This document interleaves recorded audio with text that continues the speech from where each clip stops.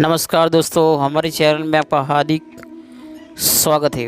अभी तक हमारे चैनल को सब्सक्राइब नहीं किया है तो सब्सक्राइब कर दीजिए, बेल आइकन को प्रेस कर दीजिए।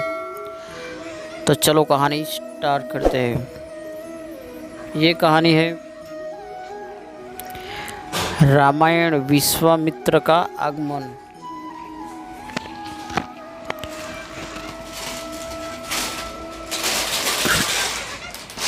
अयोध्यापति महाराज दशरथ के दरबार में अचोचित आसन पर गुरु वशिष्ठ, मंत्रीगण और दरबारी गण बैठे थे। अयोध्या नरेश ने गुरु वशिष्ठ से कहा, हे गुरुदेव, जीवन तो क्षण भंगुर है और वृंदावस्था की और अक्सर होते जा रहा हूँ। राम, भरत, लक्ष्मण और शत्रुघ्न चारों ही राजकुमार अब वयस्क भी हो चुके हैं। मेरी इच्छा है कि इस शरीर को त्यागने के पहले राजकुमारों का विवाह देख लो। अंततः आपसे निवेदन है कि इन राजकुमारों के लिए योग्य कन्याओं की खोज करवाए। महाराज दशरथ की बात पूरी होते ही द्वारपाल ने ऋषि विश्वामित्र के आगमन की सूचना दी। स्वयं राजा दशरथ ने द्वार तक जाकर विश्वामित्र की अभ्यर्थना की और आदरपूर्वक उन्हें दरबार के अंदर ले आए तथा गुरु वशिष्ठ के पास ही आसन लेकर उनका अचोचित सत्कार किया।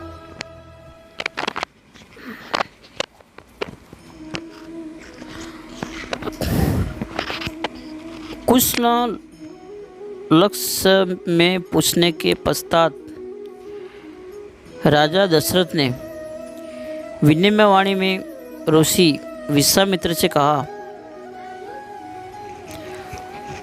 मुनि श्रेष्ठ, आपके दर्शन से मैं कृतार्थ हुआ तथा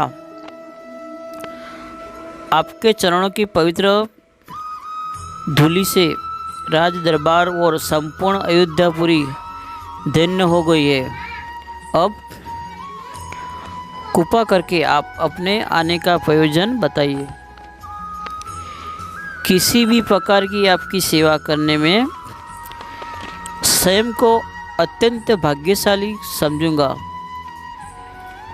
राजा ने विनयपूर्वक वचनों को सुनकर मुनि विश्वामित्र बोले, हे राजन, आपने अपने कुल की मर्यादा के अनुरूप वचन कहे हैं। इक्ष्वाकु वंश के राजाओं की श्रद्धा, भक्ति, योग, गुण, ब्रह्मांड और ऋषि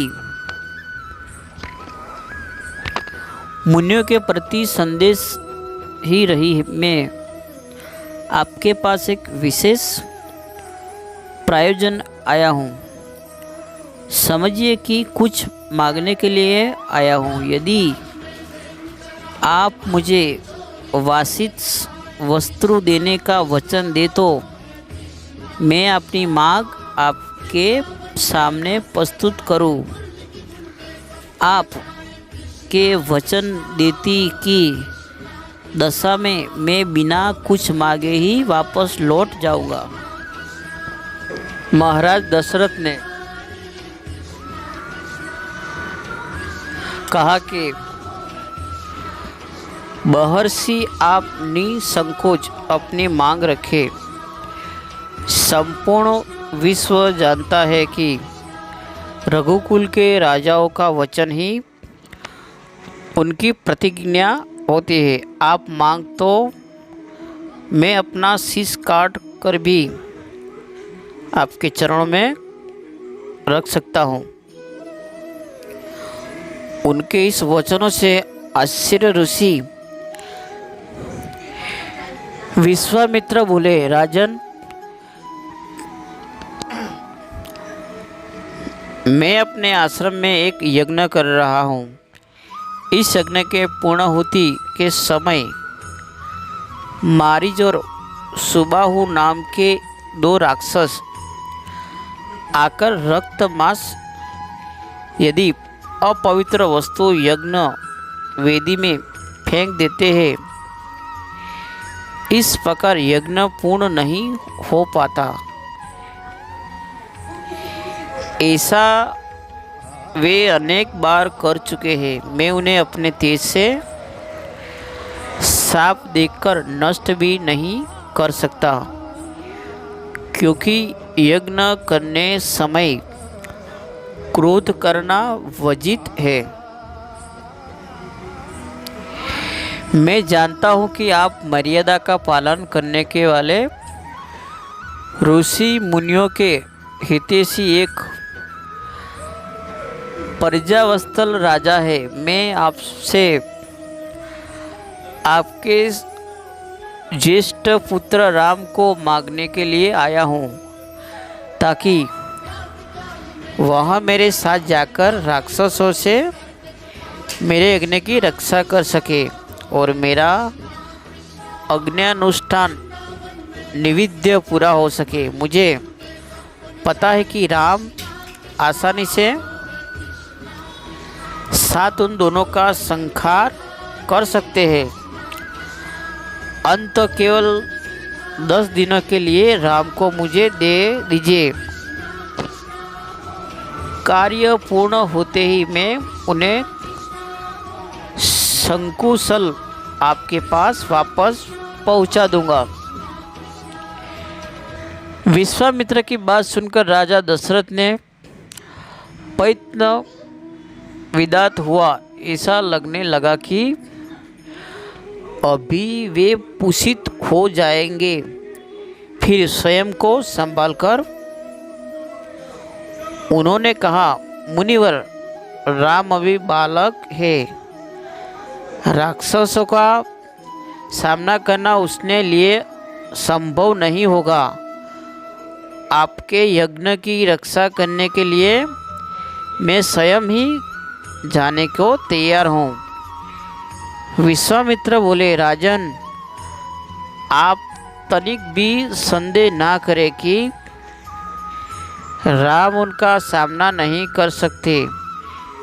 मैंने अपने योग बल से उनकी शक्तियों का अनुमान लगा लिया है। आप निःशल्क होकर राम को मेरे साथ भेज दीजिए। इस पर राजा दशरथ ने उत्तर दिया, हे मुनिश्रेष्ठ, राम ने अभी तक किसी राक्षस के माया पंपजों को नहीं देखा है और उसे इस प्रकार के युद्ध का अनुभव भी नहीं है। जब से उनने जन्म लिया है, मैंने उसे अपनी आँखों के सामने से कभी उजाल भी होने नहीं दिया है। उसके वियोग से मेरे प्राण निकल जाएंगे।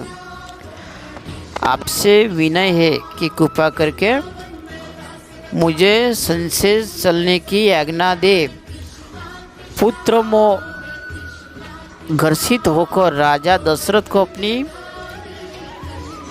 प्रतिज्ञा से विचलित होते देख ऋषि विश्वामित्र आवेश में आ गए। उन्होंने कहा, राजन, मैं नहीं जानता था कि रघुकुल में जब प्रतिज्ञा पालन करने की परंपरा समाप्त हो गई है। यदि जानता होता तो मैं कदापि नहीं आता। लो, मैं अब चला जाता हूँ। बात समाप्त होते होते उनका मुख क्रोध से लाल हो गया। विश्वामित्र को इस प्रकार युद्ध होते देखकर दरबारी एवं मंत्रीगण भयभीत हो गए और किसी प्रकार के अनिष्ट की कल्पना से वो कांप उठे। गुरु वशिष्ठ ने राजा को समझाया, हे राजन, पुत्र के मोह में ग्रसित होकर रघुकुल की मर्यादा, प्रतिज्ञा पालन और सत्यनिष्ठा को कलंकित मत कीजिए। मैं आपको परामर्श देता हूँ कि आप राम के बालक होने की बात को भूलकर एक निसंग होकर राम को मुनिराज के साथ भेज दीजिए। महामुनि अत्यंत विद्वान, नीति निपुण और अस्त्र शस्त्र को ज्ञाता है। मुनिवर के साथ जाने से राम का किसी प्रकार से भी यहित नहीं हो सकता। उल्टे वो उनके साथ रहकर शस्त्र और शास्त्र विद्याओं में अत्यधिक निपुण हो जाएंगे तथा उनका कल्याण ही होगा। गुरु वशिष्ठ के वचनों से आश्चर्य होकर राजा दशरथ ने राम को बुला भेजा। राम के साथ साथ लक्ष्मण भी वहाँ चले आए। राजा दशरथ ने राम को ऋषि विश्वामित्र के साथ जाने की आज्ञा दी।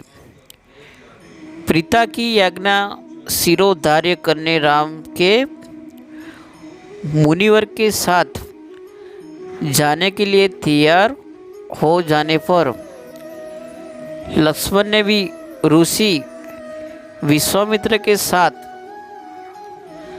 चलने के लिए प्रार्थना की और अपने पिता से भी राम के साथ जाने के लिए अनुमति मांगी। अनुमति मिल जाने पर राम और लक्ष्मण सभी गुरुजनों से आशीर्वाद लेकर ऋषि विश्वामित्र के साथ चले पड़े। समस्त अयोध्या वासियों ने देख कि मंद धीर गति से जाते हुए मुनि श्रेष्ठ विश्वामित्र के पीछे पीछे कंधों पर धनुष्य और तरकम में बाण रखे दोनों भाई राम और लक्ष्मण ऐसे लग रहे थे मानो ब्रह्मा जी के पीछे दोनों अश्विनी कुमार चले जा रहे हैं। अद्भुत कांति से युक्त दोनों भाई ग्रोह की त्वचा से बने दस्ताने पहले हुए थे। हाथ में धनुष्य और कटी में तीक्ष्ण धार वाली कुपाड़े शोभायमान हो रही थी। ऐसा प्रतीत होता था मानव स्वयं सूर्य ही शरीर धारण करने के चले जा रहे हो।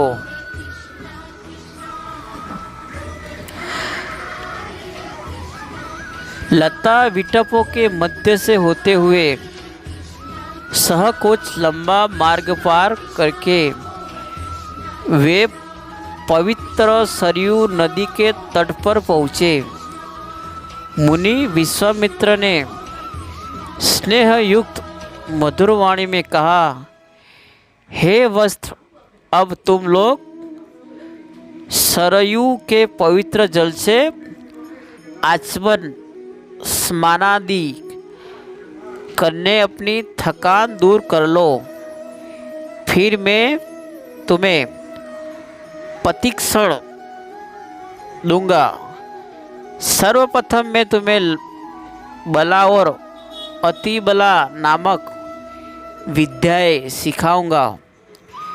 इन विद्याओं के विषय में राम के द्वारा जिज्ञासा प्रकट करने पर ऋषि विश्वामित्र ने बताया, ये दोनों ही विद्याएं असाधारण है। इन विद्याओं में पारंगत व्यक्तियों की गिनती संस्कार के श्रेष्ठ पुरुषों में होती है। विद्वानों ने उन्हें समस्त विद्याओं की जननी बताया है। इन विद्या को प्राप्त करने के तुम मूर्ख और प्यास पर विजय पा जाओगे। इन तेजोमय विद्याओं की सृष्टि स्वयं ब्रह्मा जी ने की है। इन विद्याओं को पाने का आशीर्वाद समझकर मैं तुम्हें इंद्र प्रदान कर रहा हूँ। राम और लक्ष्मण के स्नानादि ने निवृत्त